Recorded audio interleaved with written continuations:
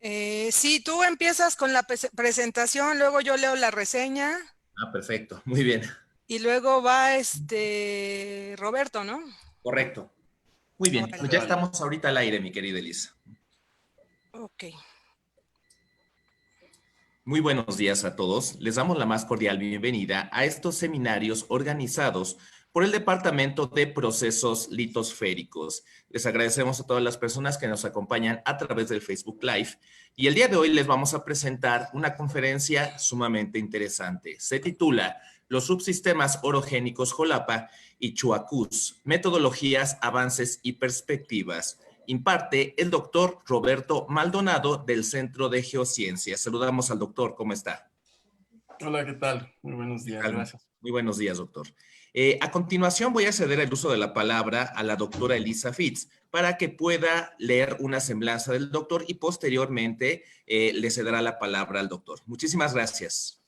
Doctora Elisa.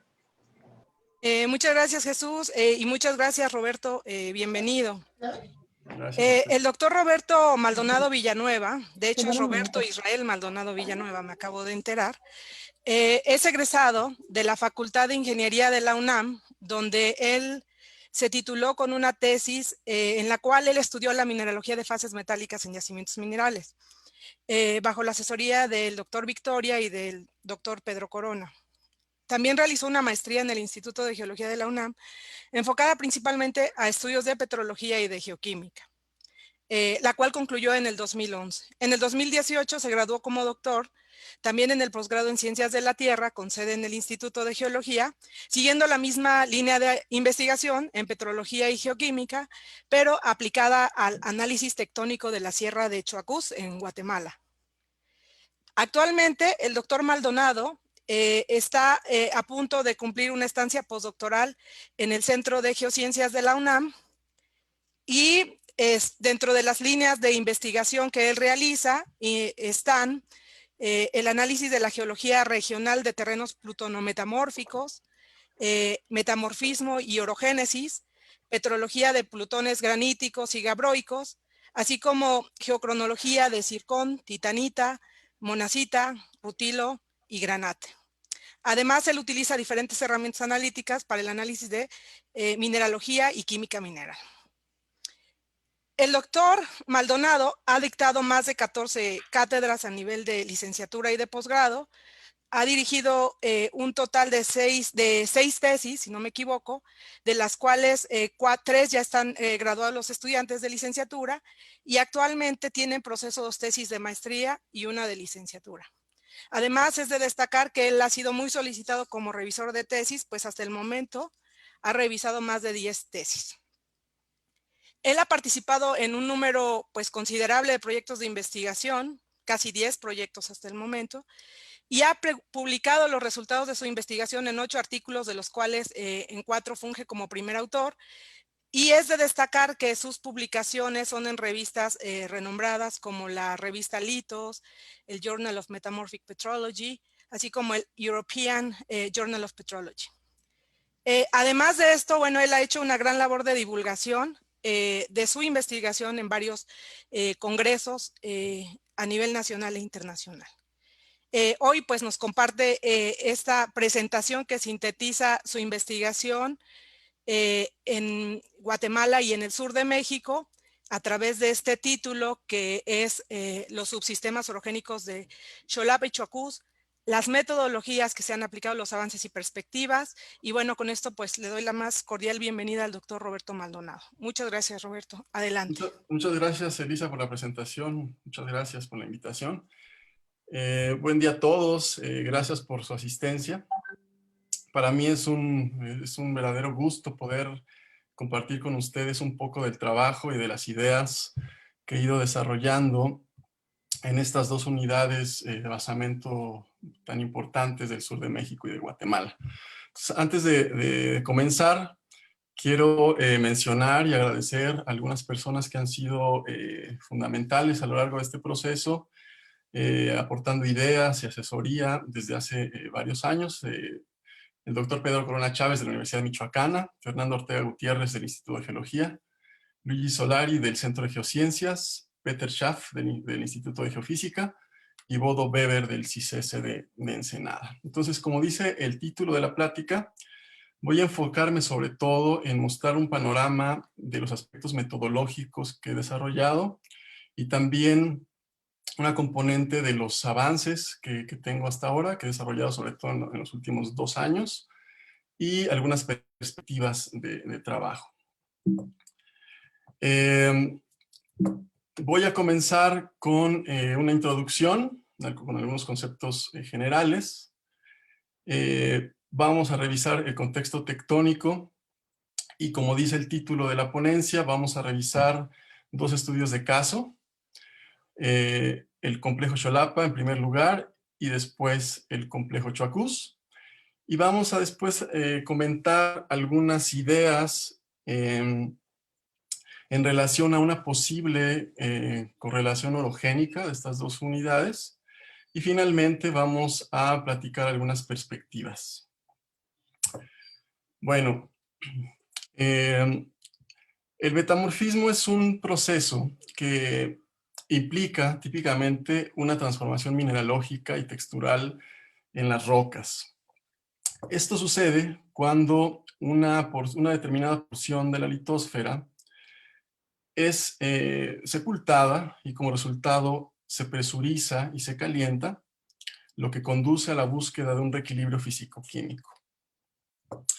Si después un geólogo colecta en superficie una roca, la estudia, y observa que sus características texturales y mineralógicas corresponden a un origen de temperatura y presión elevadas, eso quiere decir que esa porción de la litosfera tuvo que ser transferida desde profundidad hasta la superficie, lo que implica entonces un flujo de calor y un movimiento de masa. Entonces, el estudiar a las rocas metamórficas en gran medida nos ayuda a entender estas interacciones de energía y de materia que ocurren en el interior de la Tierra y pues por supuesto que eso nos ayuda a entender la dinámica endógena terrestre. Bueno, independientemente de los objetivos particulares que se planteen en el estudio de un terreno metamórfico, considero que hay 3 objetivos particularmente fundamentales y que de algún modo yo he tratado de ir desarrollando a lo largo de mi carrera. En primer lugar, determinar las condiciones de presión-temperatura y, de ser posible, el gradiente geotérmico, ya que el gradiente geotérmico varía en función del contexto tectónico que esté presente y por lo tanto esto nos permite dar contexto de dónde ocurren los procesos metamórficos. En segundo lugar, establecer la edad y la duración del proceso. Esto es importante porque nos permite situar temporalmente al metamorfismo en el contexto de un proceso tectónico a gran escala. Y además nos permite entender la dinámica evolutiva de estas regiones. Por ejemplo, el caso de los Apalaches, aunque actualmente representan un margen pasivo, se sabe que esta es una zona que evolucionó a través de un proceso orogénico que culminó hace unos 300 millones de años. En tercer lugar, poder determinar las características y la edad de los protolitos.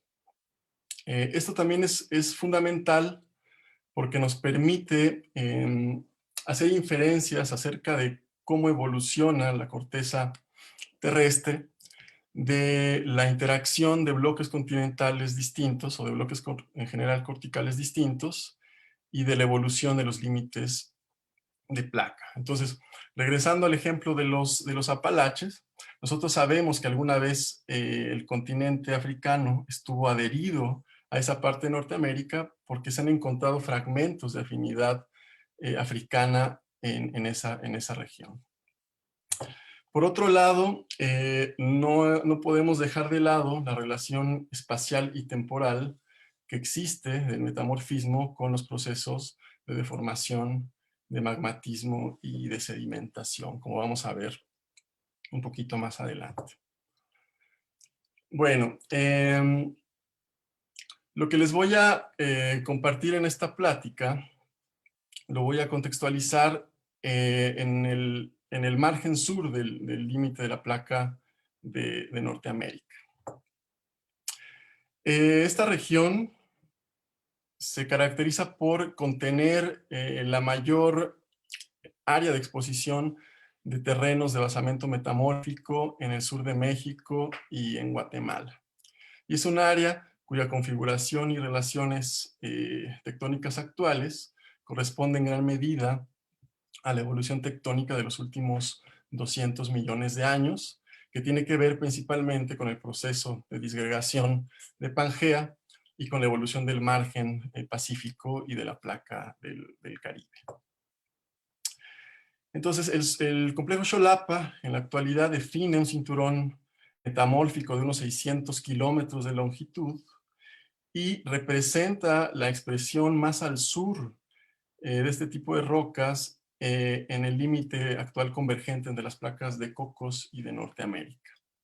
El complejo Choacús, por su parte, está ubicado en el límite transformante que definen las placas de Norteamérica y del Caribe. Este límite, bueno, es mayormente de tipo difuso. Bueno, un aspecto que me ha interesado a mí particularmente de esta región es, bueno, el hecho de que estas unidades de basamento representan la exposición más meridional de la placa de Norteamérica y, por otro lado, que comparten algunos rasgos geológicos similares y, por otro lado, algunos aspectos que son radicalmente contrastantes. Los datos de los que disponemos actualmente y algunas de las evidencias que yo les voy a presentar en esta plática apuntan o exponen a estos dos basamentos como contemporáneos dispares. Así es como yo los estoy ahora denominando. Ambas unidades registran un proceso de convergencia cretácica, con algunas diferencias de edad, como veremos, mientras que la naturaleza y la edad de su basamento y las condiciones metamórficas que han experimentado son contrastantes. El complejo Xolapa registra un proceso de engrosamiento cortical probablemente del Cretácico medio, que ocurrió en condiciones de temperatura alta y presión baja. Y la corteza que está involucrada en este proceso es básicamente de edad mesozoica. Mientras tanto, el complejo Choacús igualmente registra un proceso de subducción y de engrosamiento cortical posterior que sucedió en el Cretácico medio, pero representa un complejo que se equilibró a presiones considerablemente altas y temperaturas relativamente bajas. Mientras que su corteza, que fue afectada por este proceso, es prejurásica y tiene un registro extremadamente variable, como veremos. Entonces, en esta plática me voy a enfocar en el trabajo que he desarrollado en la región central del complejo Xolapa, en la costa de Oaxaca, cerca de la ciudad de Pinotepa Nacional, y en la región oriental del complejo Choacús, en la sierra que le da el nombre a esta unidad.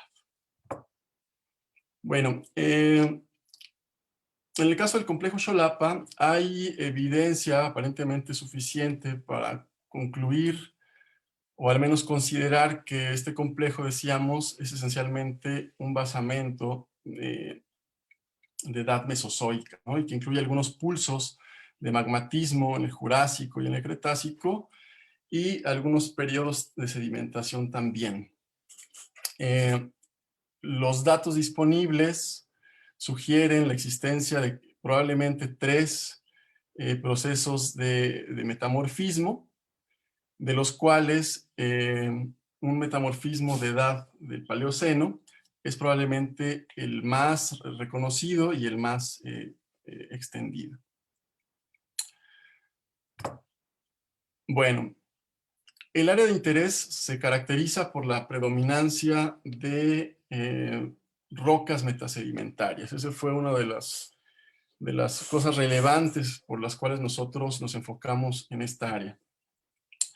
Y bueno, durante el trabajo de campo, nosotros pudimos definir una serie de unidades cartográficas, las cuales principalmente consisten en una suite metasedimentaria de rocas aluminosas que están comúnmente intercaladas con niveles máficos de anfibolita con granate, ambos con evidencias de un proceso de migmatización variable.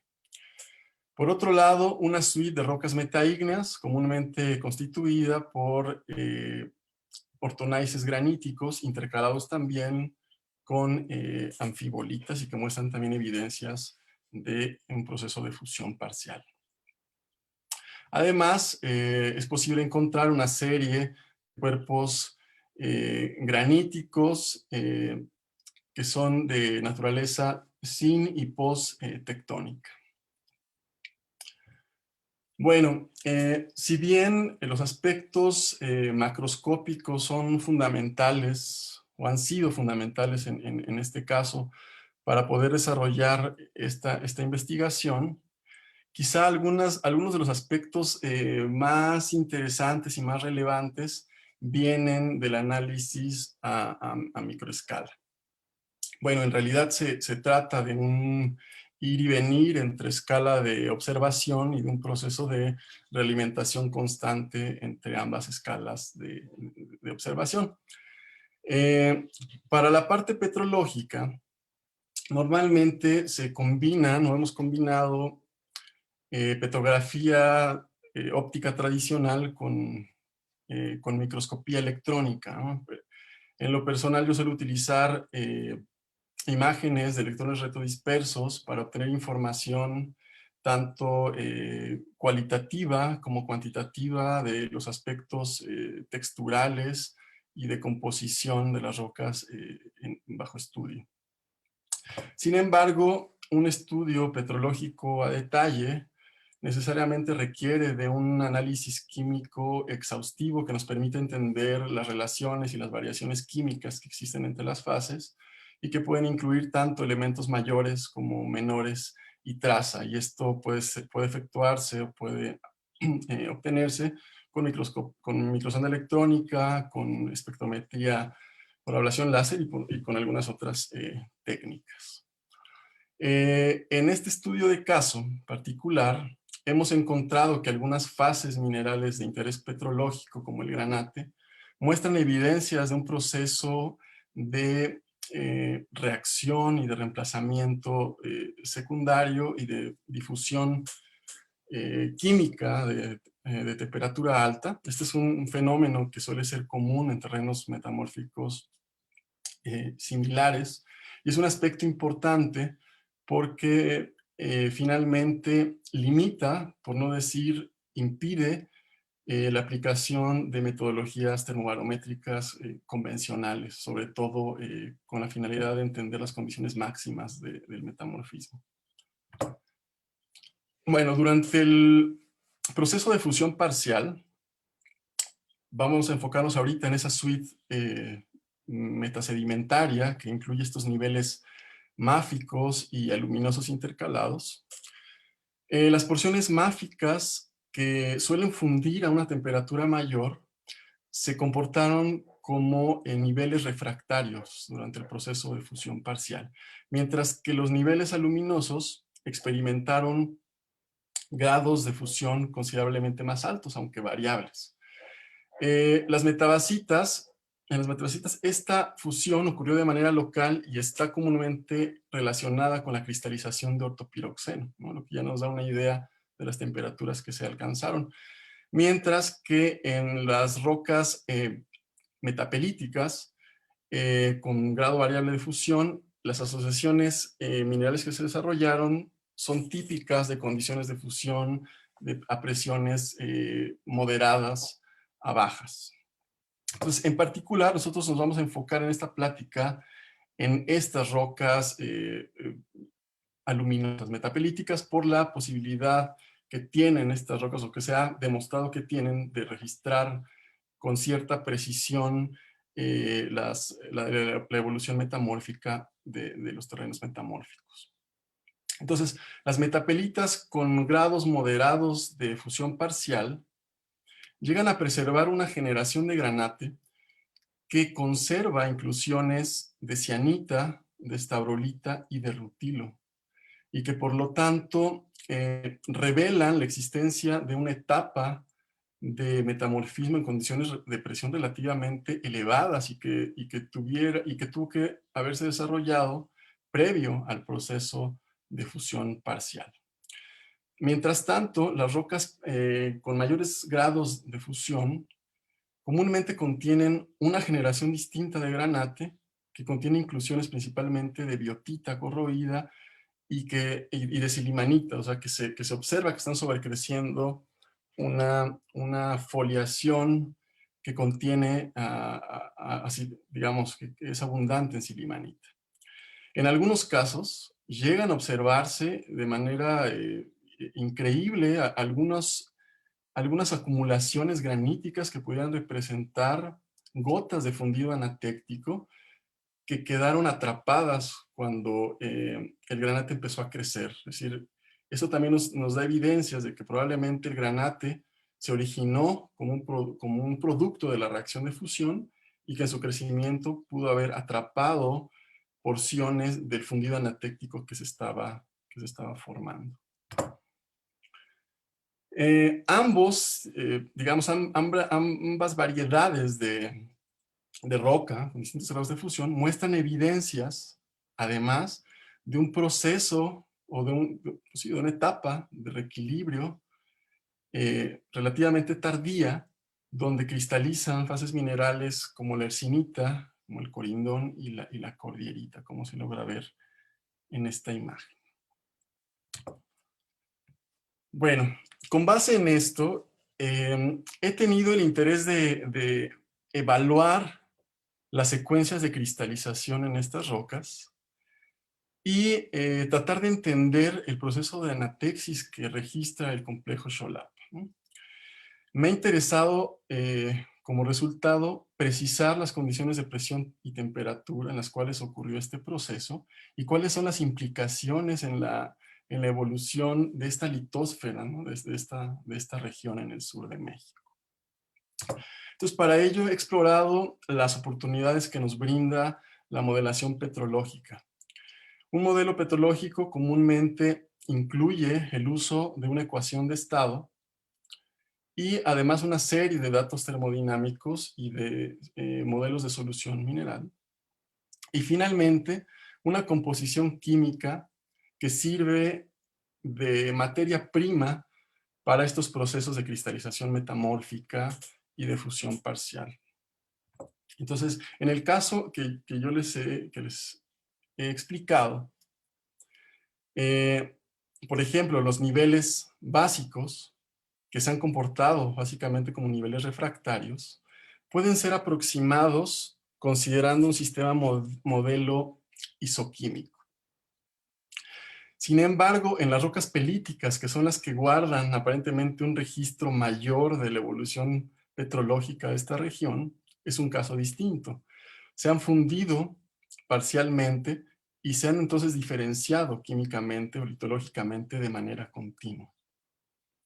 Entonces es un primer problema para poder desarrollar esta metodología. Entonces tenemos dos alternativas. La primera, un método de reintegración química, donde básicamente lo que hacemos es reintegrar la parte residual y la parte de fundido anatéctico para tratar de modelar o tratar de determinar cuál es la composición química original de la roca, lo que nos va a permitir entonces reconstruir o investigar la evolución prógrada antes de esa diferenciación química de estas rocas. Y por otro lado, estudiar la evolución que tuvo o el registro que tiene la parte residual de las migmatitas, que nos dará información más bien de la parte tardía de este proceso, ¿no? Cercana probablemente al pico metamórfico. Bueno, en ese sentido, nosotros utilizamos para evaluar esta fase temprana de evolución a una litología pelítica con un grado relativamente bajo de fusión parcial, y lo que hicimos es un ejercicio de reintegración de la composición química. Y que lo que nosotros encontramos es que la asociación mineral que hemos reconocido como la más anterior, digamos, la que antecede al proceso de fusión parcial, que incluye granates, taurolita, cianita y rutilo, se habría equilibrado en condiciones de presión de aproximadamente 8 a 9 kilobares, es decir, unos 30 kilómetros de profundidad y a una temperatura moderada de 650 grados centígrados. Por su parte, la evolución tardía, en particular el pico metamórfico, lo evaluamos utilizando una litología altamente fraccionada de la porción de residuo en esta roca, y la paragénesis que nosotros observamos o que interpretamos como de pico metamórfico se predice que pudo ocurrir en condiciones de alrededor de 6 a 7 kilobares y temperaturas considerablemente altas de alrededor de 800 o más grados centígrados, lo que implica una profundidad de aproximadamente 20 kilómetros. Bueno, entonces con esas diferencias de profundidad en el registro geológico que guardan estas rocas, pues digamos, sobresale un interrogante y que tiene que ver pues con la temporalidad de estas distintas etapas. Es decir, cuánto tardan estos procesos en ocurrir, ¿no? Entonces me he enfocado también en investigar la petrocronología de este proceso en el complejo Xolapa, es decir, en tratar de obtener edades isotópicas que tengan un significado y un contexto petrológico, ¿no? La naturaleza misma de los procesos orogénicos impide hablar de la edad de metamorfismo o de una edad de metamorfismo, ¿no? Más bien nos obliga a entender a ese proceso como una serie de etapas que probablemente pueden ser distinguibles también desde el punto de vista del registro cronológico o isotópico. Bueno, entonces para ello, lo que se necesita entonces es utilizar fases minerales que puedan ser relacionadas directamente con etapas específicas de la evolución del complejo Xolapa. Y esto es algo que nosotros estamos desarrollando con mucho interés actualmente, ¿no? Por ejemplo, la edad de fusión parcial, de la cual se ha hablado mucho en la literatura y que sin embargo todavía no ha sido en realidad explorada. Nosotros hemos visto en estas rocas que el proceso de fusión parcial genera granate, como les he mencionado. Entonces, si nosotros tuviéramos la intención de establecer la edad de cuándo esa fusión parcial está actuando, podríamos utilizar el granate a través de los métodos de Samayo Neodimo y Lutecio Pafni, ¿no? Que es algo que en la actualidad estoy digamos, vislumbrando como una posibilidad, ¿no?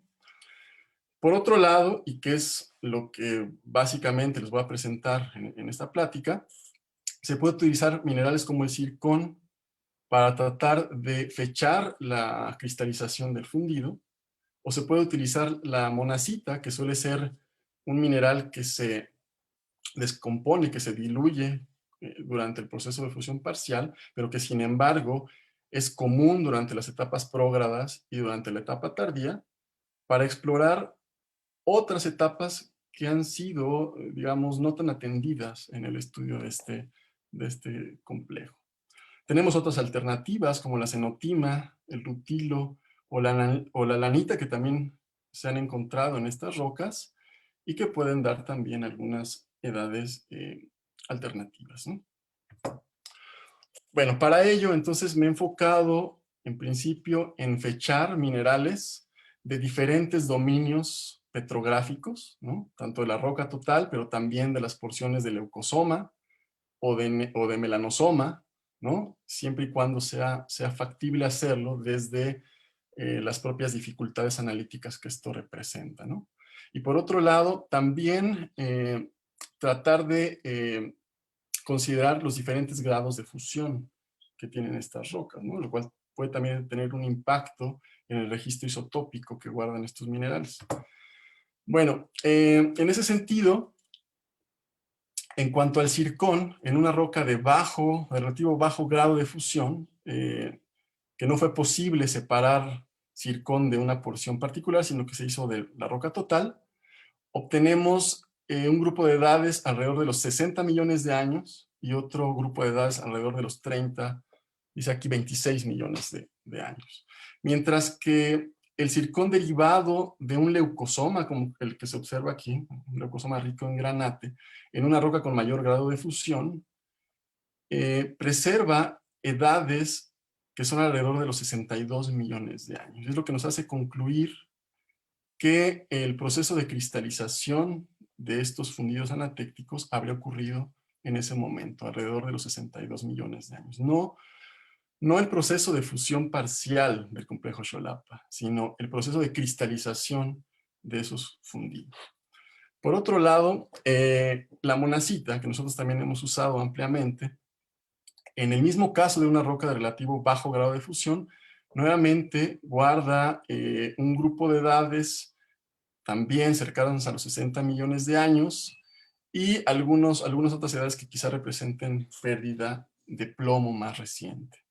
Mientras que la monacita que se obtuvo en la parte residual de las rocas de mayor grado de fusión tiene un espectro, una distribución de edades mucho más compleja, aparentemente continua, con algunas edades cretácicas, un grupo de edades alrededor de los 60 millones de años y nuevamente uno alrededor de los 30 millones de años, que no es tan claro aquí, pero que es más claro en esta figura, donde podemos ver que las edades del Paleoceno fueron obtenidas principalmente en las zonas de núcleo de la monacita, que llega a contener inclusiones de silimanita, mientras que las edades del Oligoceno, alrededor de 30 millones de años, fueron obtenidas a partir de los bordes de la monacita y que definen un pico alrededor de los 30 millones de años.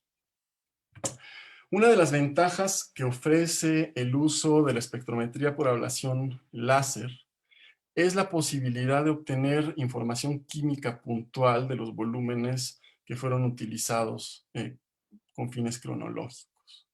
Entonces, en particular, el uso de los elementos traza, de las tierras raras, es de vital importancia cuando uno pretende interpretar estas edades. En el caso de la monacita, nuevamente, vemos en color morado aquellos puntos que proporcionan edades del Paleoceno y que poseen o que muestran un empobrecimiento relativo considerable en las tierras raras más pesadas. Mientras que las edades más jóvenes del Oligoceno están relativamente enriquecidas por un orden de magnitud en esos mismos elementos. En el caso del zircón se aprecia algo similar. Las edades del Paleoceno muestran también patrones planos que son típicos del fraccionamiento de estos elementos por el granate, mientras que las edades más jóvenes nuevamente vuelven a estar enriquecidas en esos elementos de tierras raras pesadas. Este fenómeno, que es de por sí interesante y útil en este caso de estudio particular, puede ser visto de mejor manera utilizando mapas composicionales, o sea, mapas de rayos X obtenidos con microsonda electrónica de algunos elementos químicos de interés. En particular, son una serie de mapas de itrio en la monacita que nos muestra que este elemento, que es muy afín con las tierras raras pesadas, está enriquecido en los bordes de estos cristales. Mientras que el granate, como ya vimos nuevamente en una imagen anterior, muestra evidencias de un proceso de reacción y de difusión que probablemente estaría relacionado con la liberación de estos elementos de tierras raras que suele capturar en su etapa de crecimiento, y entonces la disponibilidad para que estos elementos se incorporen en fases de neoformación, en etapas subsecuentes. Bueno, entonces como síntesis de esta parte, nosotros hemos encontrado evidencias de un proceso de metamorfismo, de una etapa de metamorfismo en condiciones de presión relativamente altas, es decir, un metamorfismo de tipo barroviano, o sea, típicamente orogénico, y que será un proceso que es anterior al desarrollo de la estructura migmatítica del complejo Xolapa. Las edades que hemos obtenido todavía no son contundentes en fechar ese metamorfismo, pero tenemos algunas edades que definen un pico muy discreto del Cretácico medio, ¿no? Todavía no sabemos si estas edades pueden corresponder a una etapa metamórfica anterior o si forman parte del mismo proceso prógrado. Es algo que todavía tenemos que explorar. Subsecuentemente, el complejo Xolapa habría experimentado un aumento de temperatura que había promovido todavía en una etapa progresiva el desarrollo de una fusión parcial y de entonces una estructura migmatítica que lo caracteriza, y que se habría potenciado durante un hipotético colapso orogénico, ¿no? Hasta alcanzar el pico metamórfico. Entonces, los fundidos anatécticos que se derivaron de ese proceso habrían seguido su enfriamiento hasta alrededor de los 700 grados centígrados, como lo indica la termometría de titanio en zircón, para cristalizar en el Eoceno, alrededor de los 60 millones de años, como lo indican o como lo sugiere de manera consistente tanto el zircón como la monacita. El complejo Xolapa habría experimentado todavía un proceso de enfriamiento, quizá se habría estacionado todavía en un nivel de la corteza superior para experimentar un nuevo proceso de calentamiento alrededor de los 30 millones de años en el Oligoceno, que es particularmente interesante porque coincide con un pulso de magmatismo bastante voluminoso en esta región central del complejo Xolapa. El nivel cortical en el cual habría ocurrido ese proceso de calentamiento puede ser estimado a través de la barometría que se ha hecho en estos plutones y que corresponde aproximadamente a profundidades de 15 kilómetros y temperaturas que rondan los 700 grados centígrados. Bueno, ¿cuáles son o cuáles pueden ser las implicaciones tectónicas de esto? Estas son ideas que todavía nosotros estamos en un proceso de desarrollo, naturalmente.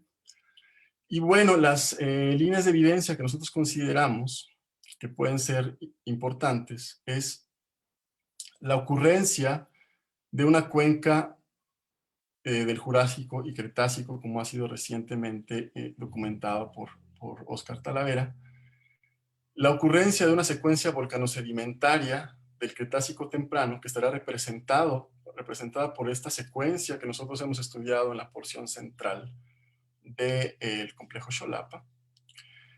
La evidencia de un metamorfismo orogénico previo al Paleoceno y después un proceso de colapso orogénico del Paleoceno hasta que estos fundidos anatécticos cristalizaran alrededor de los 60 millones de años.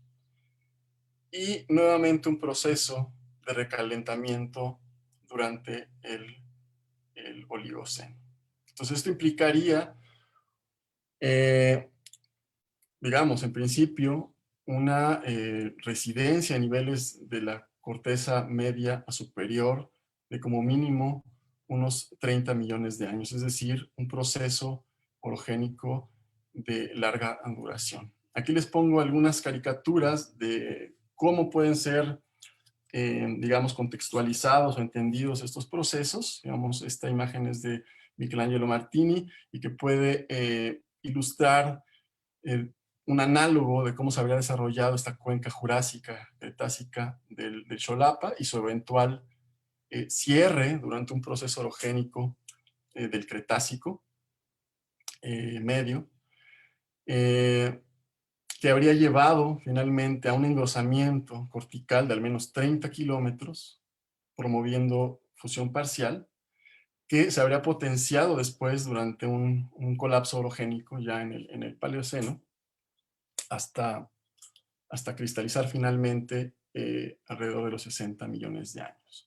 Y posteriormente un proceso de recalentamiento que ya tendría que ser evaluado o cotejado con algunos modelos que ya han sido pues trabajados desde hace algunos años, principalmente por el grupo del doctor Dante Morán, en el sentido de un proceso de desplazamiento de un punto triple y de convergencia que promovería entonces el desarrollo de un arco o la migración de un arco magmático para el Oligoceno, que tendría entonces que, de algún modo, coincidir espacial y temporalmente con un proceso de esta naturaleza.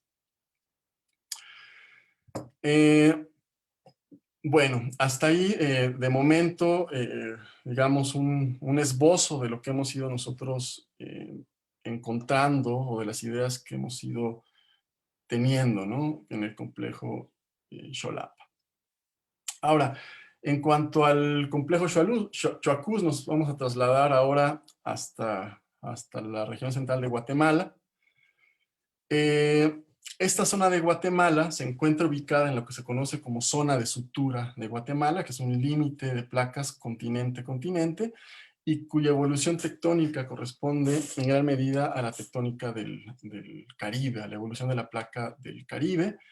Esta unidad de basamento representa una corteza continental con un registro geológico amplio, como vamos a ver, y una característica importante es que está relacionada con un sistema de suturas que en el todo Caribe expone a una serie de secuencias ofiolíticas relacionadas espacialmente con rocas de alta presión, de muy alta presión en este caso. Entonces, nosotros nos enfocamos en la geología de la Sierra de Choacús, que es la región donde se encuentran las localidades o la localidad tipo de este complejo metamórfico. Hemos desarrollado también un trabajo cartográfico, un trabajo de campo exhaustivo. En este caso les muestro un mapa simplificado, donde nuevamente nosotros hemos reconocido una suite metasedimentaria y una suite metaígnea, que sin embargo es bastante más compleja de lo que nosotros nos esperamos en un principio.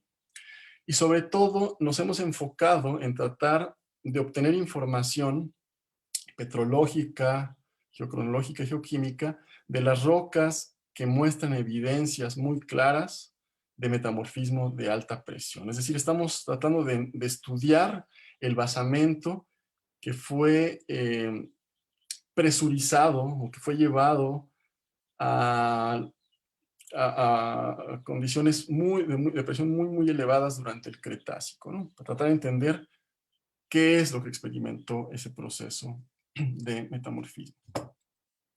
Normalmente en el trabajo de campo llegamos a encontrar rocas derivadas de granitos que suelen estar relacionadas espacialmente, a veces preservan de manera increíble las relaciones de intrusión primarias con algunas rocas de composición básica que actualmente son eclogita o anfibolita. Por otro lado, encontramos también una gran variedad de rocas metasedimentarias, principalmente de tipo aluminoso pelítico, intercalada con algunos niveles que probablemente representaron litologías más arenosas. Bueno, para el estudio petrológico de estas rocas, nosotros utilizamos una metodología básicamente análoga a la que les he presentado para el complejo Xolapa. Hemos hecho una caracterización petrográfica detallada, obtenido información química también detallada, y hemos desarrollado en este caso también una metodología termobarométrica que incluye también modelación petrológica, pero que en este caso ofrece ciertas ventajas porque estas rocas aparentemente habrían experimentado una temperatura relativamente baja, de no más de 700 grados centígrados, considerando las presiones muy altas que nosotros hemos encontrado, que son de alrededor de 24 kilobares. Es decir, estamos hablando de un proceso de engrosamiento cortical o de presurización al menos de 80 kilómetros. Entonces, hemos podido reconocer una etapa prógrada en condiciones de temperatura baja hasta alcanzar un pico metamórfico, les decía yo, a no más de 700 grados centígrados, y después un proceso de calentamiento posterior también. Los resultados termobarométricos que hemos obtenido apuntan a que este proceso se dio en condiciones de un gradiente considerablemente bajo de entre 9 y 12 grados centígrados por kilómetro, lo que revelaría entonces un proceso de metamórfico típico de zona de subducción, ¿no? El complejo Choacús, esta corteza del complejo Choacús, se habría metamorfoseado a través de su inhumación en una zona de subducción. Entonces, las rocas que hemos estudiado son consistentes de manera separada con esta conclusión. Sin embargo, las rocas graníticas, por alguna razón que todavía nosotros no entendemos del todo, han registrado condiciones considerablemente más bajas, de alrededor de 17 kilobares. Nos hemos enfocado también en obtener edades que sean petrológicamente significativas. En este caso, de las rocas que registran este metamorfismo de mayor presión, hemos utilizado al granate para obtener edades por dilución selectiva de lutecio hafnio, ¿no? Y eso lo hemos cotejado con la variabilidad química de elementos traza que tienen esos granates, y hemos obtenido que ese metamorfismo de subducción habría ocurrido aproximadamente a los 100 millones de años. Por otro lado, hemos explorado las posibilidades que nos da el fechamiento in situ por el método uranio-plomo en minerales como la titanita, la monacita y el zircón, y que todos esos sistemas son consistentes en arrojar edades de alrededor de 70 millones de años que nosotros hemos interpretado en términos de una fase colisional en este orógeno. Entonces, lo que nosotros hemos interpretado de la evolución del complejo Choacús es que este terreno que nosotros estamos aquí, digamos, a priori relacionando con el bloque maya, vamos a ver que esto todavía es algo que tendremos que evaluar y confirmar, habría subducido durante una etapa precolisional alrededor de los 100 millones de años hasta alcanzar las condiciones máximas de presión, y que finalmente había experimentado una etapa colisional conforme la subducción cesaba alrededor de los 74 millones de años. Todavía queda poco claro qué o cuál sería el bloque que estaría provocando este proceso de subducción y colisión. Originalmente se ha hablado del Arco de las Antillas, sin embargo, las edades que nosotros hemos obtenido parecen ser relativamente viejas de lo que, digamos, se ha demostrado con respecto a la posible migración o inserción del bloque de las Antillas conforme la placa del Caribe se desarrollaba. Entonces nosotros hemos considerado otras posibilidades, como vamos a ver más adelante. Bueno, con respecto a la petrogénesis de los protolitos, hemos estudiado las rocas graníticas que nos han arrojado edades que van desde el Triásico el inicio del, perdón, el Mesoproterozoico alrededor de los 990 millones de años, y algunas otras rocas que nos han arrojado edades de alrededor de 1100 millones de años. Las eclogitas, por su parte, que son variables también en grado de retrogresión, muestran una variabilidad de picos de edad bastante considerable, con edades que van desde el Mesoproterozoico, pero también alrededor del Silúrico, el Triásico e incluso el Jurásico.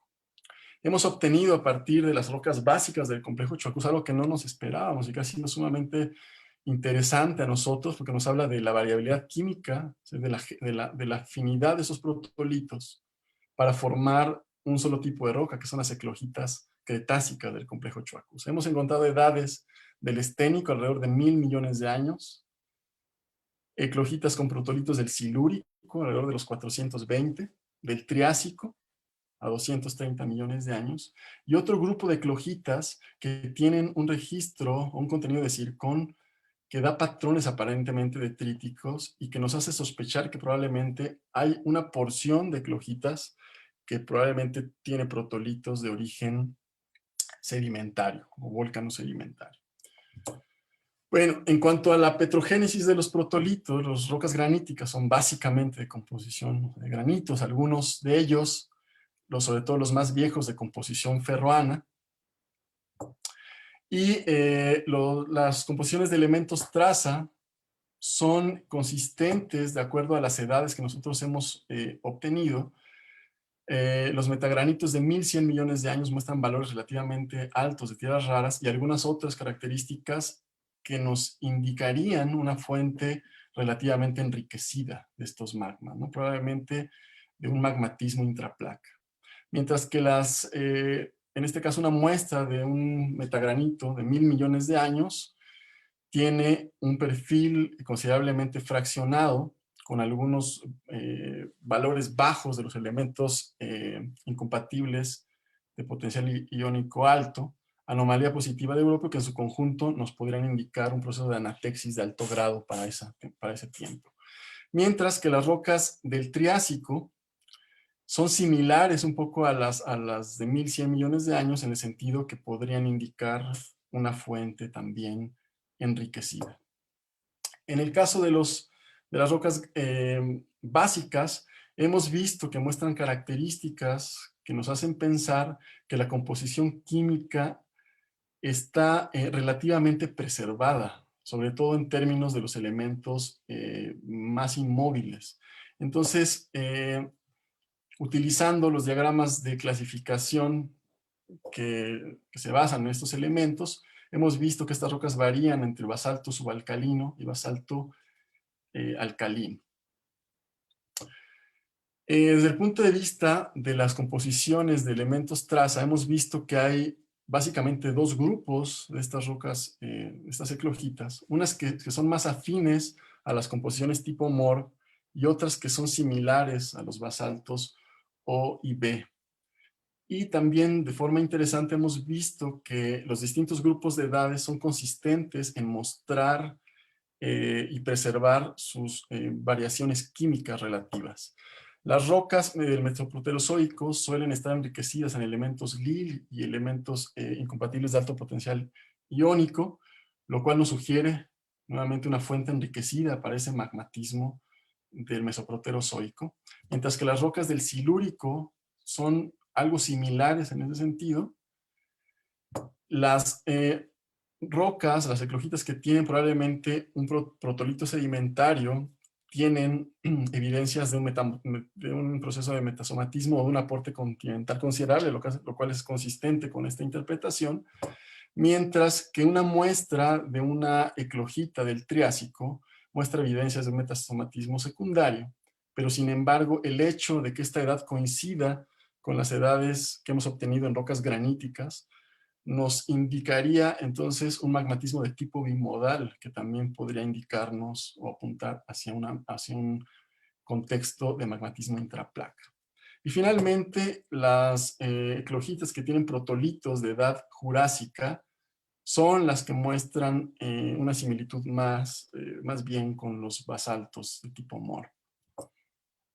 Las rocas sedimentarias, bueno, todavía nos falta bastante trabajo en el sentido de obtener más edades y más estudio de estas rocas. Sin embargo, un par de muestras que nosotros hemos analizado, su perfil, digamos, de densidad y probabilidad de edades, de pico de edades, son similares a algunas muestras que han sido datadas del bloque maya, ¿no? Tanto en Chiapas como en Belice y Guatemala, y que podrían implicar, pues digamos, rocas sedimentarias quizá de la base del Paleozoico.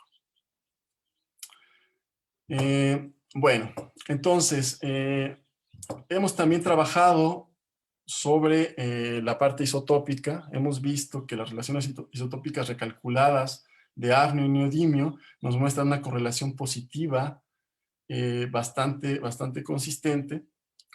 En el caso de la evolución isotópica de estos isótopos respecto al tiempo, hemos visto que los metagranitos precámbricos poseen valores cercanos al KUR, relativamente cercanos al KUR, con algunos valores positivos, y con edades modelo alrededor de los 1400 y 1700 millones de años, como ha sido también reconocido en algunas otras regiones del bloque maya, como el macizo de Chiapas, ¿no? Sin embargo, hemos visto que los metagranitos del Triásico tienen una fuente completamente distinta, son más radiogénicos y nos muestran pues una edad modelo de alrededor de 900 millones de años, lo que ya habla de un origen distinto de estos tipos de roca y que son similares a lo que se ha encontrado en algunas rocas de la misma edad del norte de los Andes, particularmente en la región de Mérida.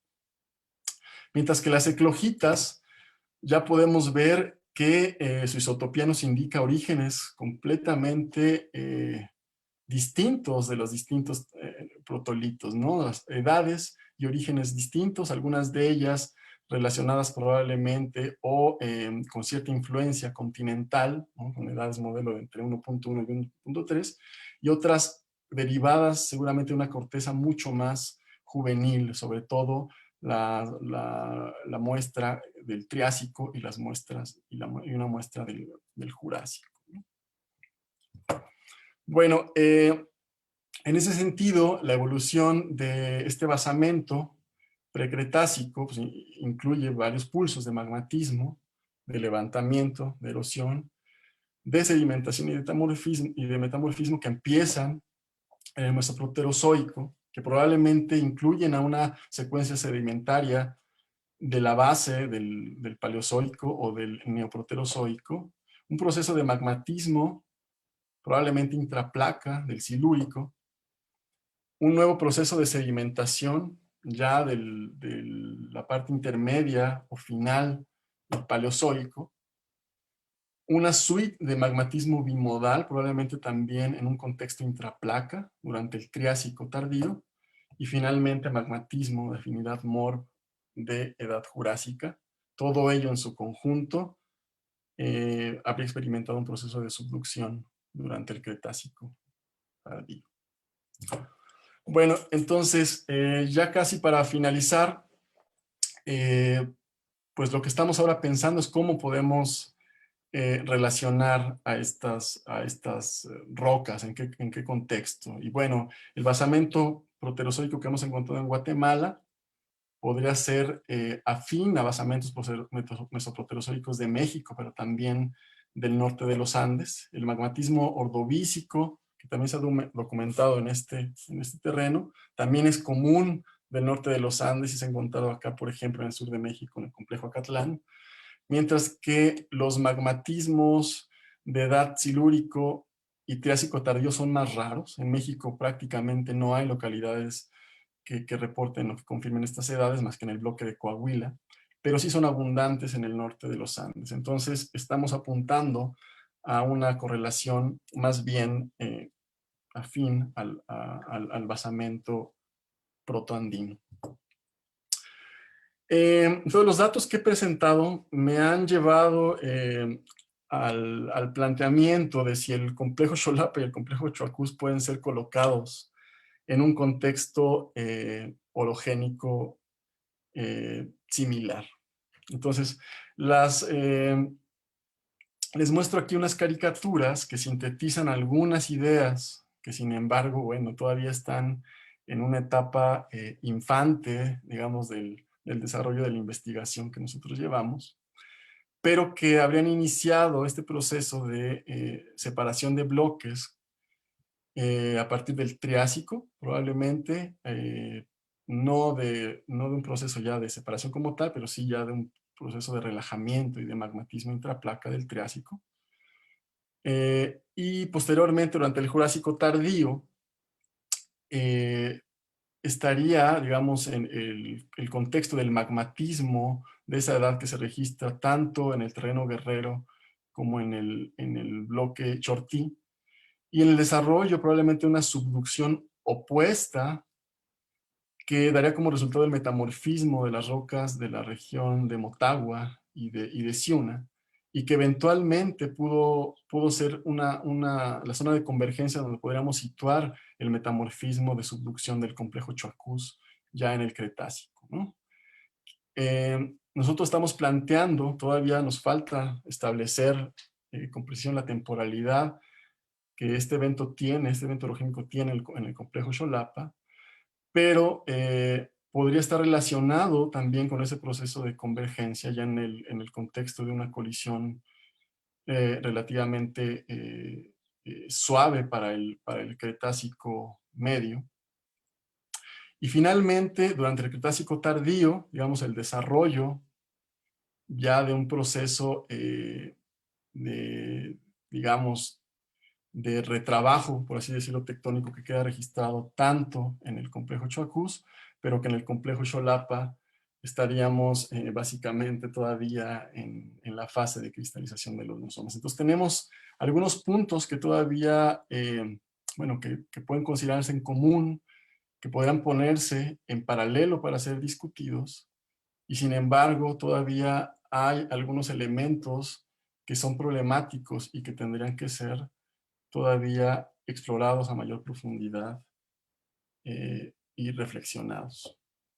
Entonces, para finalizar, ¿cuáles son las perspectivas que tenemos de trabajo? En el complejo Xolapa todavía nos queda un trecho, digamos, importante para evaluar el proceso orogénico, para entenderlo mejor y para determinar más su temporalidad.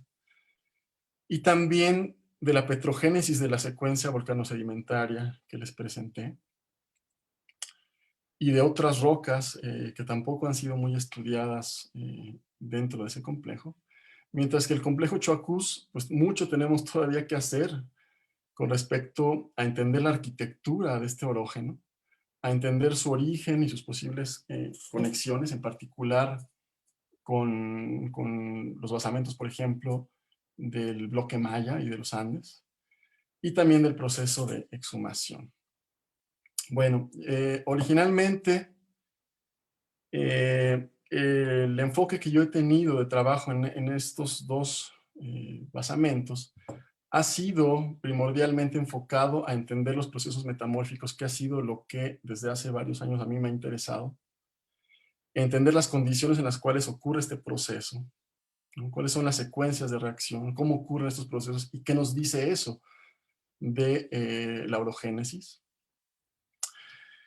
Sin embargo, el poder desarrollar una línea de investigación de este tipo nos permite, sin lugar a dudas, o nos da la posibilidad de poder interactuar también con otras disciplinas que suelen estar relacionadas directamente con el desarrollo de los orógenos. Y entonces el trabajo con colegas especialistas, por ejemplo, en deformación o en procesos de traslación tectónica a gran escala, o con el estudio de exhumación o de procesos de sedimentación orogénica o de magmatismo, pues va a ser definitivamente fundamental en el desarrollo y en el avance de estos proyectos, ¿no? Después, a lo largo del camino, digamos, con estos intereses primordiales acerca de la parte petrológica más pura, por así decirlo, pues yo me he ido encontrando otras cosas que también han llamado mi atención y mis intereses, y que tienen que ver sobre todo con el origen de los basamentos que experimentan estos procesos. En el caso del del complejo Xolapa, bueno, tendrá que explorarse esa posibilidad y digamos, ese contexto de una cuenca mesozoica en el complejo Xolapa, y habría que trabajar con cuencas o como análogos en cuencas contemporáneas, tanto en el centro como el sur de México, ¿no? Y probablemente en el bloque Chortí. También tenemos algunos compañeros, colegas, en particular en el Instituto de Geología, en el Centro de Geociencias, que están trabajando temas similares. En cuanto al basamento premesozoico del complejo Choacús, bueno, definitivamente las conexiones que tenemos nosotros es, en primer lugar, con los basamentos periféricos a Gondwana, tanto en México como en los Andes, y que nuevamente ofrecen una oportunidad para poder compartir estas experiencias y estas reflexiones con otros colegas. Bueno, finalmente agradecerles a algunos estudiantes que han estado involucrados en el desarrollo de estos proyectos. Algunos de ellos se han emocionado con estos temas y han continuado su carrera académica en esa dirección. David Hernández, que actualmente ha terminado un doctorado estudiando temas petrológicos. Guillermo Ortiz, que ha concluido su maestría también y ahora ha estudiado petrogénesis de cuerpos plutónicos, ambos de la UNAM, pero también Helen Morán y Jocelyn González, ambas de la Universidad de San Carlos de Guatemala, con quien tenemos una colaboración estrecha y de mucho interés para las dos universidades, y que están por concluir sus tesis de licenciatura estudiando algunas rocas de Guatemala. Actualmente tenemos también en desarrollo una tesis de maestría que aborda algunas de esas ideas en el complejo Xolapa, y una tesis de licenciatura que recién se está planteando para estudiar el magmatismo triásico en Coahuila. Entonces esto sería todo por mi parte. Les agradezco mucho la atención. Muchísimas gracias, Roberto, por una presentación. Está realmente muy interesante de tus avances en estos temas, pero realmente es muy emocionante ver cómo puedes establecer esas conexiones espaciales a través del análisis del tiempo de los eventos tectónicos. Entonces, eso me gusta a mí mucho personalmente. Gracias. No sé si hay alguna... De la audiencia de Zoom. Sí. Quisiera iniciar con alguna pregunta. Yo. Adelante. Dante. Sí. Adelante, oye, Dante. Felicidades, Roberto. Muy bonita investigación en el Gracias, Xolapa. Chocus también. Me entiendo menos. Y encuentro que las edades que estás obteniendo de diferentes fases minerales están ya configurando una especie de historia de metamorfismo prógrado y luego de colapso gravitacional de la montaña, y pareces correlacionar las edades de metamorfismo prógrado a través del fechamiento en el Monacita, tengo entendido. Y luego obtienes edades de anatexis. Bueno, no las edades de fusión parcial, pero sí las edades de los granitos anatécticos a 62 millones de años. Y luego a 30 millones de años encuentras estos márgenes que te dan 30, 26 millones de años. Nosotros hemos obtenido edades parecidas, y aunque estamos trabajando las rocas plutónicas, hemos obtenido edades parecidas en los de anatexis, de los granitos anatécticos y de los granitos del arco, ¿no? Pero en el modelo que tú presentas, sustentas un poco el modelo de Talavera, de que hay una cuenca sedimentaria, volcano-sedimentaria, y después el episodio de contracción y de inversión de la cuenca sería equivalente a los 120 millones de años, por ahí así. Y si estás de acuerdo en que haya un colapso gravitacional que produzca la anatexis. Pero de las estructuras que tú has estudiado, de las fases de deformación que has estudiado, coinciden bien con estos eventos de metamorfismo prógrado y después de colapso como lo ha sugerido Peña Alonso, creo, ¿no? En sus modelos. O sea, hay una coherencia entre las estructuras de deformación y la historia del metamorfismo que tú reconstruyes con los fechamientos. Ese es un punto importante. Los trabajos recientes, sobre todo hay una tendencia en esos trabajos desde 2017 a considerar que el proceso de fusión parcial, o sea, de metamorfismo y fusión parcial en el complejo Xolapa, es una respuesta a un proceso de extensión. Y nosotros las evidencias que tenemos pues no son muy acordes con ese modelo. Nosotros estamos argumentando un proceso de engrosamiento cortical, un proceso orogénico, que habría llevado entonces al metamorfismo en condiciones de relativa alta presión y al inicio de la fusión parcial. Y después los datos que obtenemos petrológicos nos están indicando un proceso de despresurización importante de alrededor de 10 kilómetros, ¿no? Eso implica entonces una transferencia desde, digamos, el núcleo del orógeno hasta un nivel de la corteza superior que habría ocurrido de manera simultánea con este proceso de generación de los fundidos anatécticos. Entonces, por eso que nosotros estamos apoyando, proponiendo más un escenario en el cual el proceso de fusión parcial inicia conforme el proceso de engrosamiento actúa o está funcionando, la temperatura aumenta y se potencia finalmente despresurizando el complejo, y nosotros particularmente en este trabajo que acaba de ser publicado estamos proponiendo que esa fase final de anatexis habría ocurrido ya en una etapa de colapso gravitacional, pero que no sería exclusiva, que representaría solamente una etapa en la evolución de este basamento. Gracias. Con gusto. Tenemos una pregunta de Pedro Corona en el chat y les voy a leer la pregunta. Esta es, ¿qué espesores medios de la litosfera preacrecional se podrían proponer para ambos terrenos metamórficos?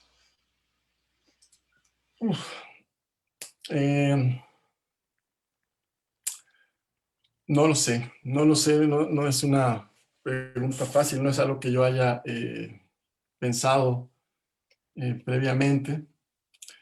En el caso del complejo Xolapa, o sea, digamos, de confirmarse o de continuar este planteamiento del desarrollo de una cuenca, pues probablemente estaríamos hablando de unos espesores menores o relativamente disminuidos, ¿no? En el caso del complejo Xoajus, ese es un tema también particularmente crítico, porque se ha planteado un proceso de subducción continental. Y cuando se habla de subducción continental, pues tenemos que pensar justamente en espesores, tenemos que pensar en densidad de la corteza que subduce. Y es sobre todo crítico en el sentido de que el principal señalado para representar la parte superior, digamos, de esa zona de subducción, es el arco de las Antillas. O estaríamos entonces pensando en una subducción de continente por debajo de un arco de islas, lo cual ya es un fenómeno que, bueno, puede tener sus problemas, que ha sido documentado en otros orógenos del mundo, que es posible, pero que entonces eso nos podría también llevar a pensar que este borde del bloque maya, que representa el basamento de Xoajus, probablemente también sería una secuencia relativamente adelgazada, ¿no? En términos numéricos no podría yo decir, no es algo que hayamos nosotros trabajado previamente. ¿Hay alguna otra pregunta? Elena, adelante, por favor. Y quiero felicitarte, Roberto, y a todos tus colaboradores. Qué trabajo tan bonito y minucioso estás haciendo. Y es gratificante ver que la petrología metamórfica se sigue cultivando en México, ¿no? Porque es un área que realmente tiene pocos jóvenes que quieren dedicarse a ella. Entonces, felicidades y qué bueno. Yo tengo varias preguntas. Una de ellas es, bueno, te voy a hacer todas las preguntas y luego me las respondes. Una de ellas es que supuestamente en la localidad tipo del complejo Xolapa hay rocas paleozoicas, ¿no? Y creo que sí ya hay, no he visto realmente últimamente si hay resultados nuevos, pero me parece que algunos circones indicaban la presencia de paleozoico ahí. Si tú lo has integrado a tus modelos, esa sería la pregunta, y si realmente eso es paleozoico. La otra pregunta es, ¿qué tanto es vinculado estos fenómenos que estás viendo en el Chuacús y Xolapa con las edades y los fenómenos que están ocurriendo en el terreno guerrero, que parece tener ciertas coincidencias en cuanto a momentos importantes de procesos tectónicos, ¿no? Y la tercera es, ¿pudiera en un momento dado el complejo Chuacús y Xolapa formar lo que también se ve en Japón, el clásico cinturones pares, ¿no? O cinturones apareados de metamorfismo de alta presión y alta temperatura juntos? ¿Pudiera en un momento dado el Chuacús haber sido la zona de subducción del arco que te está representando Xolapa? Y si sí o no, ¿por qué? Gracias. Sí, sí, gracias, Elena. Bueno, con respecto a la primera pregunta, no se han seguido confirmando estas edades paleozoicas del complejo Xolapa. El registro más antiguo que se conoce son algunas edades aisladas del Pérmico, ¿no? Sin embargo, bueno, todavía no tenemos mucha certeza si realmente esas rocas graníticas del Pérmico podrían representar pues, la parte basal de estas secuencias supracorticales que son más jóvenes, ¿no?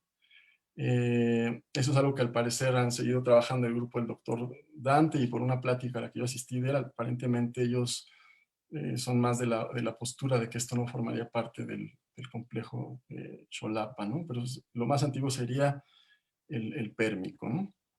Y de manera muy local. Respecto a la segunda pregunta, a la posible correlación de los procesos orogénicos con Guerrero, nosotros, pues sí, efectivamente encontramos una cierta similitud, o sea, particularmente, digo, yo no me he metido tanto en ese tema, pero por lo que sé en particular, por ejemplo, de la cuenca de Arteros, que vendría representando, digamos, una zona de sutura justamente del Cretácico medio, eso coincidiría muy bien desde el punto de vista temporal con lo que nosotros hemos ido encontrando en Xolapa. Es decir, sí podría haber una analogía que, sin embargo, tiene que ser pues, explorada con mayor profundidad. Ahora, respecto a la tercera pregunta, respecto a los cinturones apareados, todavía tenemos bastantes interrogantes. O sea, yo realmente, esta idea es una idea, como yo les comenté, todavía bastante en una etapa infante. Yo veo que hay correspondencias en edad, en proceso, y yo lo estoy pensando justamente en el sentido de un sistema orogénico que es variable lateralmente variable espacialmente. Y todavía tenemos mucho que aprender de esto, porque si bien hay algunas diferencias en la temporalidad, no son exactamente análogos en cuanto a temporalidad. También hay diferencias del registro que nos harían, digamos, pensar en posiciones orogénicas distintas que tendríamos que reordenar como un rompecabezas. Entonces, en ese sentido no tendría una respuesta, digamos, tan directa y tan desarrollada, pero nosotros vamos caminando en ese sentido, al menos son las ideas que yo estoy planteando, ¿no?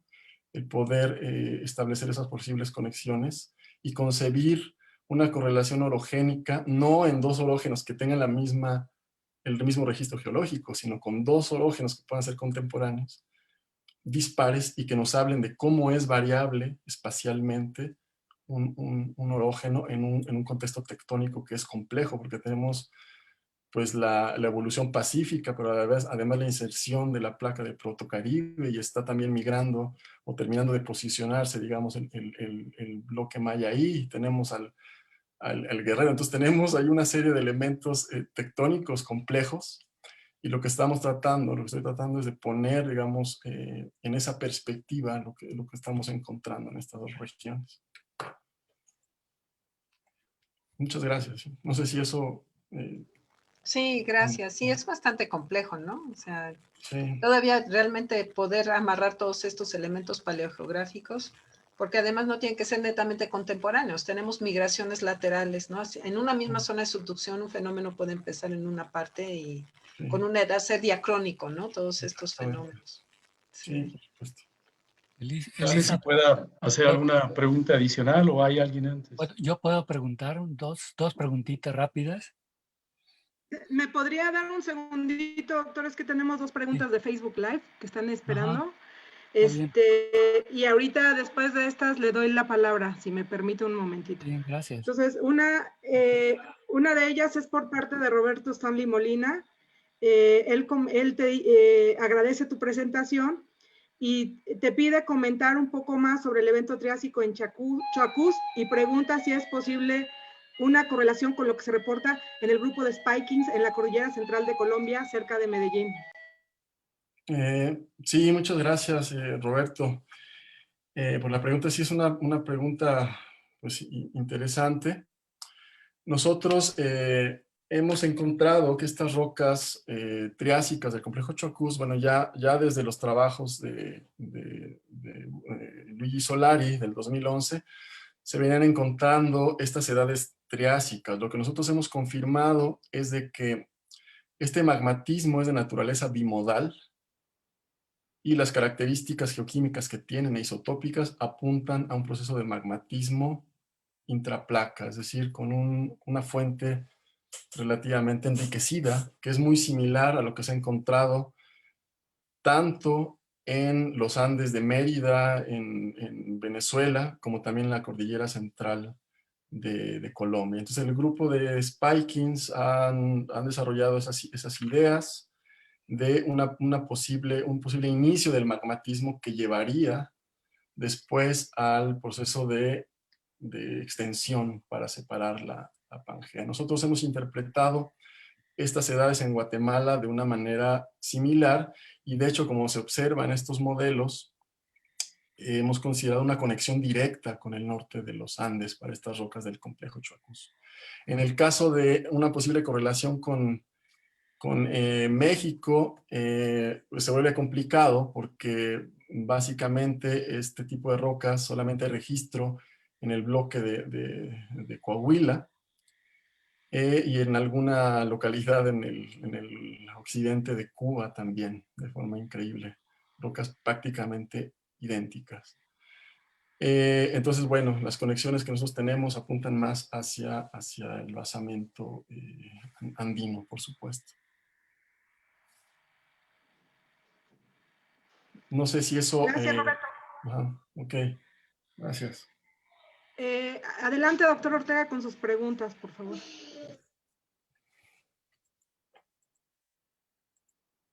Sí, gracias, Elisa. Yo tengo dos preguntas complementarias a lo que nos has dicho.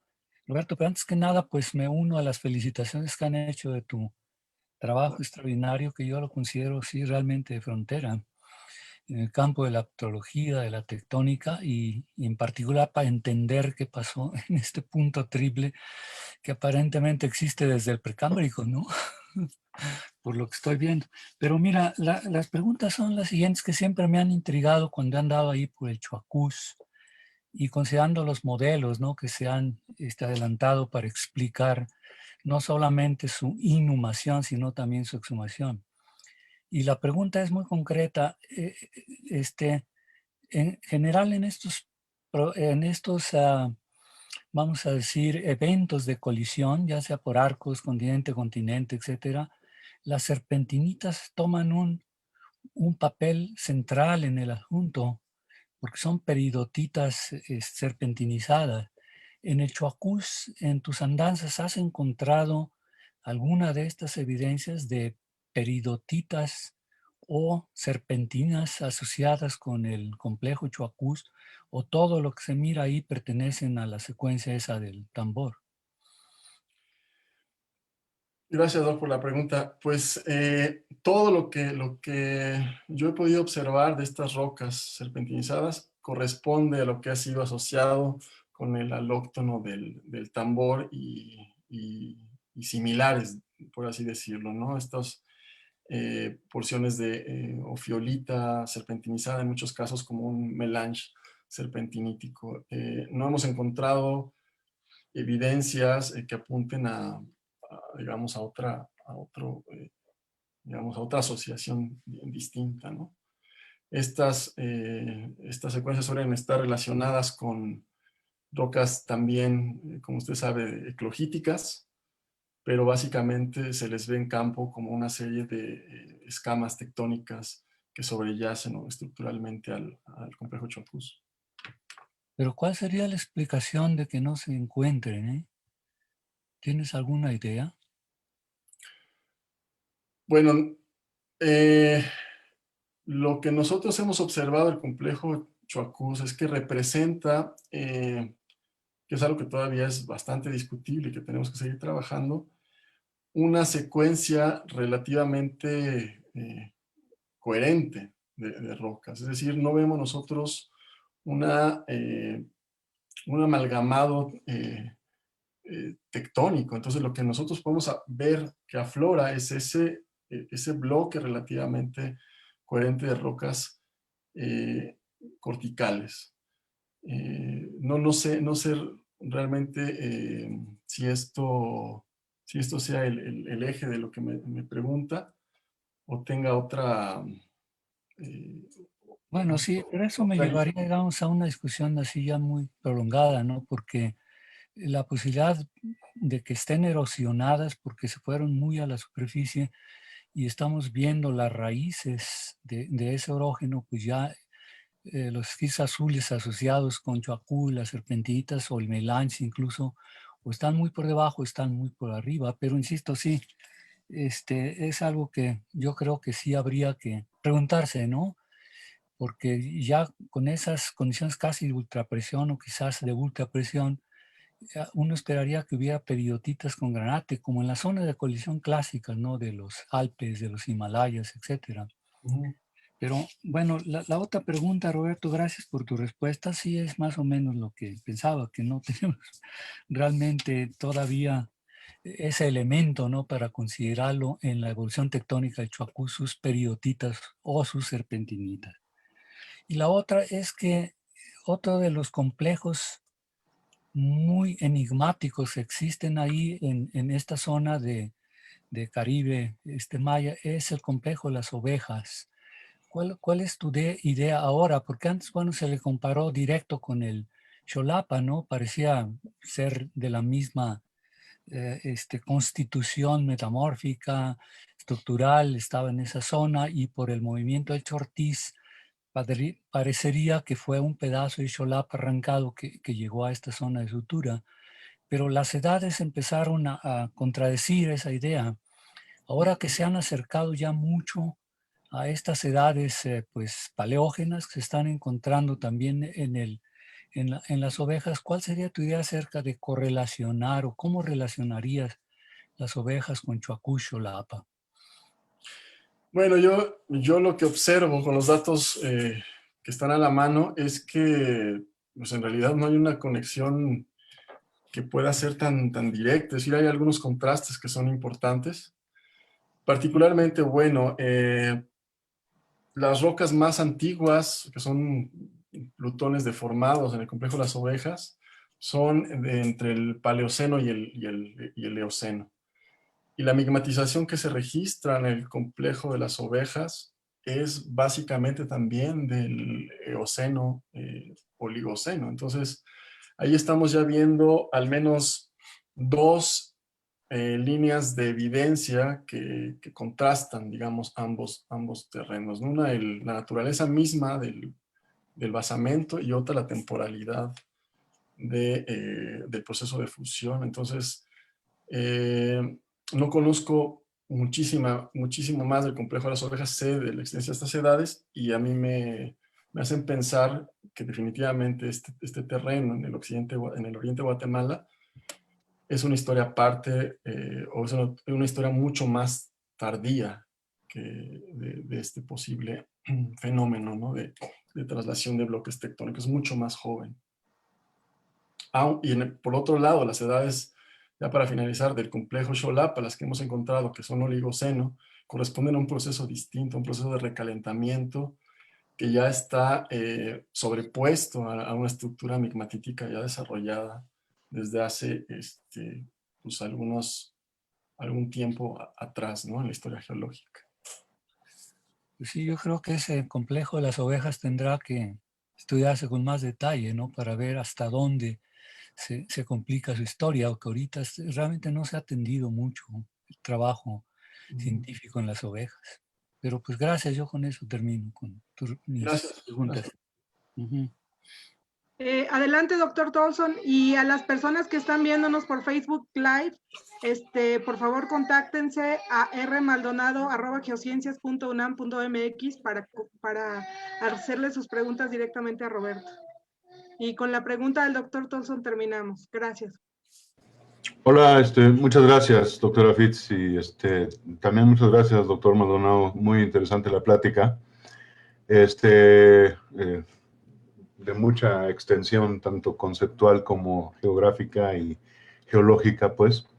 Yo nada más quería hacerte una pregunta acerca de la modelación petrológica que mencionaste. Digamos, explícitamente mencionaste ecuaciones de fase. En algunos gráficos vimos que consideraron la presión de fluido o la proporción de fluido o el porcentaje de fluido, como lo querramos ver. En ese sentido de fusión parcial, perdón. Y también vimos algunas redes petrogenéticas que me imagino que fue otra de las herramientas importantes para su modelado o la modelación. Pero quería preguntar si había otras componentes, bueno, así digamos, en términos geofísicos, ¿ustedes consideran que esa es una modelación directa o es una modelación inversa? Bueno, sí, nosotros estamos considerando esto más bien como una modelación inversa, ¿sí? Si el método que hemos empleado ha venido y que se ha venido desarrollando, digamos, no solamente por nosotros, sino en esta parte de esta modelación petrológica particular, el estilo de la modelación, viene siendo más bien una modelación como inversa. Sí, digamos, una modelación tradicional geológica, ¿no? Es decir, y no, eso no es, muy bien, muchas gracias. Y bueno, ¿y tienen ustedes, o tú crees que hubiera ahí elementos para otros tipos de modelación? Es decir, así tratar de hacer alguna modelación directa para entender estas cosas, al menos en sistemas aislados. Yo creo que puede plantearse, aunque no ha sido algo que yo he desarrollado propiamente como mi línea de trabajo. Por supuesto que yo podría estar interesado en explorar otras posibilidades, e incluso estaba interesado en hacerlo no solamente la parte termodinámica petrológica, sino también conectar un poco con la parte geofísica. Pero sin embargo no es algo que yo esté desarrollando actualmente, porque bueno, hemos tenido nosotros que repartirnos un poco el trabajo entre generar un mapa geológico y después hacer aplicar este tipo de metodologías que nos brinden pues, información o oportunidades alternas, ¿no? Pero por supuesto que estaría yo en la posibilidad de poder hacerlo, y si hubiera alguien, por supuesto, como usted o alguien más, algún otro colega. Vanessa Colas también ha estado trabajando la modelación, entonces por supuesto que yo estaría con gusto en participar y en colaborar en ese sentido. No, pero muchas gracias por las respuestas y me uno a las felicitaciones y nos vemos pronto seguramente. Gracias, hasta luego. Oye, Roberto, me hacen un par de solicitudes, si no estás muy cansado, porque sí. ya llevamos un rato aquí, y me imagino que para ti es así como seguir la concentración por tanto tiempo, pero bueno, sabes que eres buen profe, así que ahí te van. El doctor Solé quiere preguntar algo, y creo que Pedro Corona, se me pasó hace ratito, había solicitado otra pregunta, pero no estoy segura. Entonces, si ustedes gustan ya con estas dos ya cerramos. Claro, claro, adelante. Con gusto, gracias. Hola Roberto, ¿qué tal? ¿Cómo están? Y a todo el público. Quería hacerte una pregunta que puede ser complicada, entonces solo quería una respuesta así un poco rápida ya también por el tiempo, un poco como opinión nada más. Tus datos sobre el Choacús, tus nuevas edades y todo, están poniendo, digamos, como una cierta posibilidad de que se vuelva ese problema de si el Choacús estaba ya directamente ahí enfrente cuando pasó eso a 70 millones de años o incluso antes. ¿Puedes hacer algún pequeño comentario sobre eso? Gracias. Sí, bueno, eso es interesante. Hemos encontrado unas edades que pues, nos hablan pues, de un basamento mesoproterozoico, pues, ahora sí que en toda su extensión, ¿no? Entonces, los elementos que tenemos nosotros a la mano, pues se restringen a lo que conocemos de la columna vertebral de México, que es Oaxaca. El bloque maya también todavía, bueno, falta hacer un poco más de su posicionamiento, pero nos hace pensar, como puse en el modelo, que el complejo Choacús fuera un basamento que ya estaba rondando ahí en la periferia cuando este fenómeno ocurrió. Efectivamente, eso es algo que nosotros hemos estado pensando. O sea, sí, la respuesta es sí, así lo hemos considerado. Perfecto, gracias. Nada. Pedro, adelante, por favor. Muchas gracias, Elisa. En realidad, sí, por el tiempo que ya se ha ocupado, se ha alargado, pero además varias preguntas que se han hecho ya han complementado lo que yo quería que pues un poco hablara también Roberto, y es obviamente en relación a los sistemas sofiolíticos y sobre todo a que sea Xolapa que Chaucú es un sistema orogénico que necesita dos contrapartes porque son orógenos relativamente pues continentales ambos, y pues hablar obviamente de las relaciones, justo con lo que acaba de preguntar Jesús, es obviamente todos miramos hacia el sur, Centroamérica y Caribe, pero en realidad queda mucho por entender acerca también de las relaciones con el basamento mexicano al interior, digamos. Y entonces, pues si quieres hacer algún comentario breve en relación con ello, recordando que Xolapa nace como un terreno alóctono en su momento, hace muchos, muchos años, ¿no? Entonces, no sé si quieras comentar algo acerca precisamente de pues de estas relaciones y de las líneas de investigación que pues estamos proponiendo trabajar. Bueno, sí, originalmente en el caso de Choacús, bueno, se le ha relacionado con el bloque maya. Ya después ha habido otros grupos que han dicho, no, pues puede ser una corteza distinta. Nosotros hemos encontrado algunas coincidencias, pero lo que nos desconcierta es que también hay algunas diferencias que no nos permiten relacionar directamente a las unidades, a este basamento con México. Por ejemplo, el magmatismo silúrico, el magmatismo ordovícico o el triásico, que no se ha registrado en el complejo oaxaqueño, ¿no? Nosotros tampoco encontramos evidencias de un metamorfismo granulítico en estas rocas de basamento, que quizá el metamorfismo cretácico las pudo haber borrado, pero no encontramos nosotros evidencias para tener esos elementos de discusión. Y en el caso del complejo Xolapa, pues como lo he mencionado, y como bien dices, pues se ha originalmente planteado este origen como alóctono. Ahora la tendencia, digamos, de los últimos trabajos que han salido del tema, pues aparece esa idea, ¿no?, de una aloctonía lejana, digamos, del complejo Xolapa, sino más bien una procedencia relativamente local, o una parautochtonía, si así lo podemos considerar.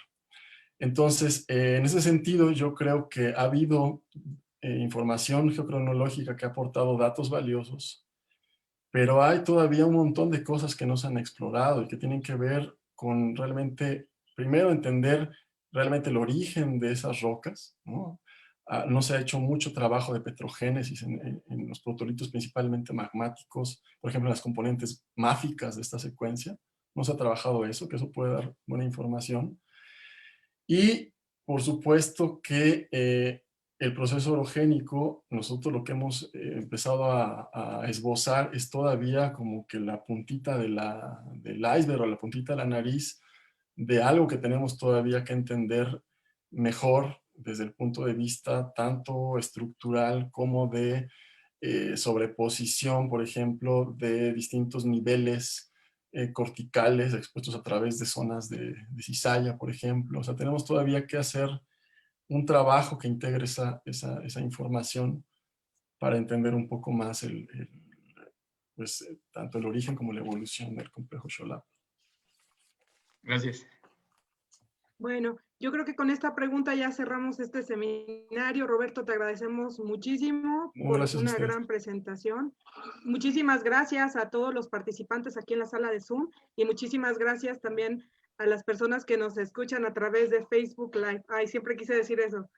Bueno, mañana tenemos otra conferencia que es parte del ciclo de conferencias del Departamento de Procesos Litosféricos del Instituto de Geología, y la va a impartir Mildred Cepeda. Es una conferencia muy interesante. También nos veremos aquí en el punto de las 12 por Facebook Live y por la sala de Zoom. Y bueno, los esperamos. La tuvimos que posponer, era la conferencia de la semana pasada, pero porque se solapó con ¿Es a las 12 o a la 1? Otro evento lo tuvimos que posponer para mañana, entonces, pues, a las 12 va a ser mañana. Okay. A las 12. Entonces, todos están cordialmente invitados. Ella nos va a hablar sobre unas cuencas que está estudiando ella en el sur de México, en los estados de Oaxaca y Puebla. No sé si tenemos el título a la mano, Jesús, para que nos lo puedas leer. Sí, con gusto. Es Evolución tectono-sedimentaria de la cuenca de Tlaxiaco, un enfoque sedimentológico para la reconstrucción de la fragmentación del margen oeste ecuatorial de Pangea. Y es una conferencia muy bonita porque es nuestro primer estudiante de doctorado del departamento, está en un estadio ya pues bastante avanzado en su programa, que nos va a presentar los resultados de su investigación. Entonces los esperamos mañana por este medio. Buena tarde a todos. Hasta mañana. Saludos, un abrazo.